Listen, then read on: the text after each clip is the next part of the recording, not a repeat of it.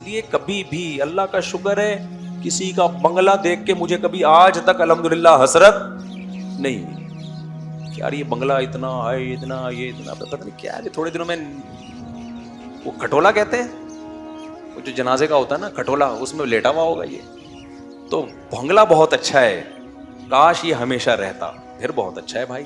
رہتا ہمیشہ نہیں ہے تو پھر بالکل بھی اچھا نہیں ہے. فری پھوکٹ میں مل جائے یا کروڑوں پتی اللہ نے بنایا ہوا ہے تو ایک آدھ بنگلہ خرید لو، نہیں بنایا ہوا ہے تو چھوڑو یار. حدیث میں آتا ہے تیرا مال وہ ہے جو کھا کے ختم کر دیا، پہن کے پرانا کر دیا، اور سواری جو استعمال میں آ گئی. باقی تیرا مال نہیں ہے، وارثوں کا مال ہے.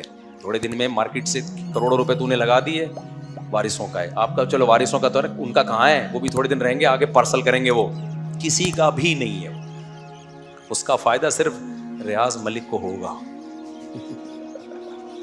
وہ پیسے لے کے کھائے گا، اور اس کو بھی جب ہوگا جب وہ کھائے. اگر وہ بھی پراپرٹی بنا کے چلا گیا تو اس کا بھی فائدہ نہیں ہے اس میں. تو اس لیے میرے بھائی حدیث میں آتا ہے یقول العبد مالی مالی، انسان کہتا ہے میرا مال میرا مال.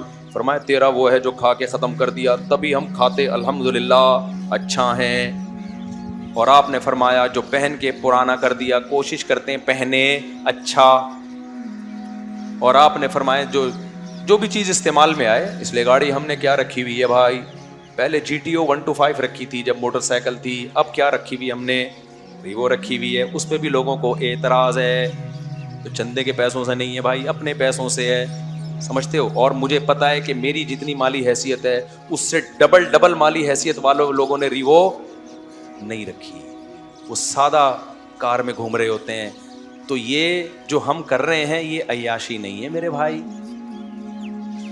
بلکہ یہ شریعت کا حکم ہے. جو استعمال میں آ گیا وہ ہو گیا.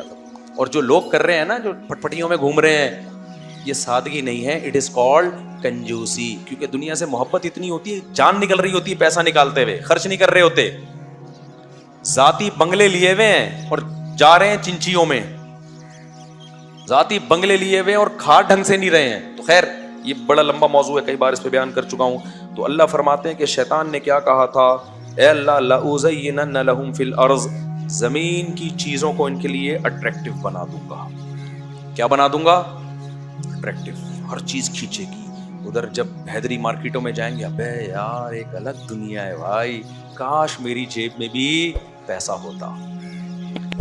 یہ نہیں کہ تھوڑا سا اسی کے حیدری مارکیٹ سے ارلی جانب قبرستان ہے. یہ سارے حیدری والے تھوڑے دنوں میں کہاں کے لیٹے ہوئے ہوں گے؟ ادھر لیٹے ہوئے ہوں گے. تو قبرستان جا کے یہ بولا کرو کاش میری جیب میں اعمال ہوتے. تو یہ جو مردے پڑے ہوئے ہیں نا، یہاں کیا کام آئے گا بھائی؟ اعمال کا. تہجد ہوتی، تراویح ہوتی، تلاوت ہوتی، صدقے ہوتے، خیرات ہوتا، سچ ہوتا، اللہ کی محبت ہوتی. تو یہ قبر میں آج کیا ہوتی؟ کام آتی. قبر میں جانے کے بعد غریب امیر سب ایک ہی زبان بول رہے ہوتے ہیں، کاش بھائی ہم نے کیا جب فرشتہ آ کے قبر میں سوال پوچھتا ہے تو کئی حدیث میں آتا ہے وہ سوال پوچھے گا کتنی دکانیں تھی آپ کی، کیا بینک بیلنس تھا. یہ ہے اللہ میاں کے یہ سوالات بولو ہے ہی نہیں. تو اس لیے میرے بھائی یہ دنیا سے دل لگانا، کسی سے گناہ ہو جاتا ہے نا، مجھے اس سے تبھی نفرت نہیں ہوتی کہ یار ایک وقتی کسی خواہش کی بیس پہ گناہ ہو گیا، اللہ توبہ کی توفیق دے. لیکن نیک آدمی اور دنیا پہ رالے ٹپکاتا ہو نا، بہت غضب آتا ہے اس شخص پہ. ایک دیندار صاحب تھے، ایک دن بڑی نیک پرہیزگار، چہرے پہ نور وور، ٹوپی داڑھی. مجھے کہنے لگے حضرت میری فیکٹری کا پتہ نہیں، مجھے ڈر لگا رہتا ہے کچھ ہو نہ جائے. میں نے کہا تم دیندار نہیں ہو. پھر ایک دن میرے پاس آیا، کہہ رہے میرے 3 بچے ہو گئے. پرانا قصہ ہو گیا، اب کسی کو نہیں پتا چلے گا کس کی بات کر رہا ہوں. 4تھا بچہ ہو رہا ہے. اب مجھے ڈر ہے کہ یار اب پہلے ہی مہنگائی کا دور ہے، پریگننسی ہو گئی ہے بیگم کو، اتنی مہنگائی ہے مفتی صاحب. اب میرے بیان بھی سنتا، پابندی سے سنتا تھا. تو مجھے خیال ہوا خدا کے بندے، مرغے پھوڑتا ہے تو صبح و شام، یوں کہہ دیتا میری بیوی کی صحت اچھی نہیں ہے یا مجھے بچے پسند ہی نہیں ہیں. ہوتا ہے بعض لوگوں کی فطرت نہیں پسند ہوتے بچے، یوں کہہ دیتا. یہ تو نہ کہتا کہ میں کھلاؤں گا کہاں سے. اتنا مجھے غصہ آیا نا، یہ داڑھی تجھ پہ سوٹ نہیں کرتی. اللہ کو کیا منہ دکھائے گا؟ اتنا چھوٹا دل. اس کا مطلب یہ داڑھی آپ کی کلچر کی بیس پر ہے.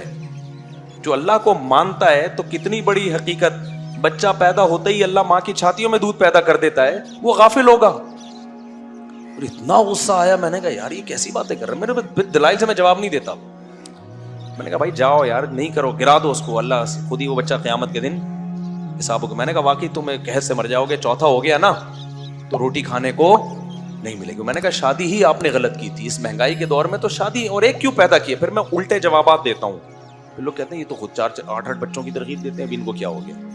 تو میں نے کہا آپ کا جو پہلا پیدا ہوا تھا نا وہ غلط ہوا تھا, اتنی مہنگائی میں اس کو پیدا کر کے ظلم کیا تم نے اس کے اوپر. اور آپ کا اپنا پیدا ہونا ہی غلط تھا, کیونکہ فیکٹری کو کبھی بھی آگ لگ سکتی ہے. آپ کے ابا نے آپ کے لیے فیکٹری چھوڑی اور پاکستان میں فائر بریگیڈ کا سسٹم نہیں چھوڑا انہوں نے. یا تو فیکٹری چھوڑ کے جاتے اور فائر بریگیڈ کا سسٹم بھی چھوڑ کے جاتے, اور پھر تمام حفاظتی ٹیکے بھی لگا کے جاتے, اور جو بیماریاں 10 سال بعد آنے والی ہیں ان کی ریسرچ کرتے, ان کے بھی پہلے سے ٹیکے ٹھوک کے جاتے. یہ تمام طرف سے جب امن سکون, بلکہ سیدھا سیدھا کہتے جب حضرت عیسیٰ علیہ السلام آ جاتے, اس کے بعد پھر اولاد پیدا کرنی چاہیے تھی. ورنہ بھائی ٹرک کے نیچے بھی آ سکتا ہے بچہ. کیا خیال ہے بھائی, بچہ پیدا ہو گیا, خدا نخواستہ ٹرک کے نیچے آ گیا, ڈاکو نے مار دیا. یہ جتنے ڈاکو نے مارے ہیں تو پیدا ہوئے ہوئے بچوں کو تو مارا ہے جو بڑے ہو گئے تھے. تو ان خطرات کی بیس پہ بھائی ایک بچہ بھی نہیں ہونا چاہیے, بلکہ میں نے کہا بہتر یہی ہے کہ اپنے آپ کو بھی گولی مار کے ہلاک کر لو, کیونکہ آئندہ حالات کا کچھ پتا نہیں ہے. کچھ پتا نہیں ہے کہ آئندہ کیا ہو جائے گا, آئندہ ڈرے ہوئے بیٹھے ہوئے تو یہ پاگلوں کا ایک قسم ہے, اور یہ بے دینی کا نتیجہ ہے. خدا کی قسم دنیا میں خوش صرف وہی رہ سکتا ہے جو اللہ پہ توکل کرے کہ کھلانے والا پلانے والا وہ, اور دنیا مسافر خانہ ایسی کی تیسی.